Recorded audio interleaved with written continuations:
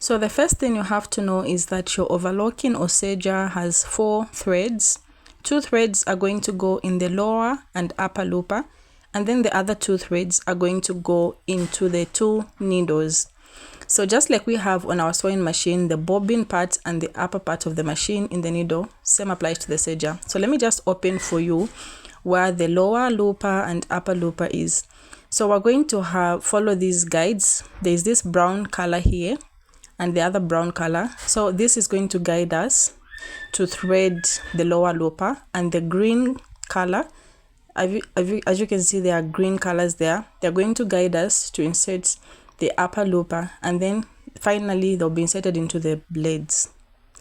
So I'm going to get the 2 threads that are going to go into these loopers I showed you. So take in mind that machines are different. The other machines can have different colors. Like in my case, my serger has brown and green colors to guide me.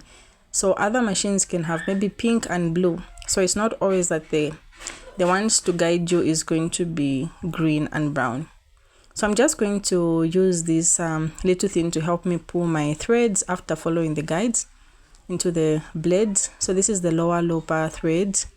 I've just inserted it into my blade, as you can see. Then I'm going to go to the next one and insert it into the green. So I'm going to follow the green color guides. As you can see, we started with the brown color guides.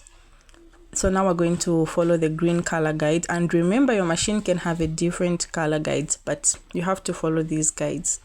So I'm just doing the upper looper thread, and then we're going to insert it in the second blade with the help of my tweezing tool that I have in my hands. So most sergers come with a tweezing tool.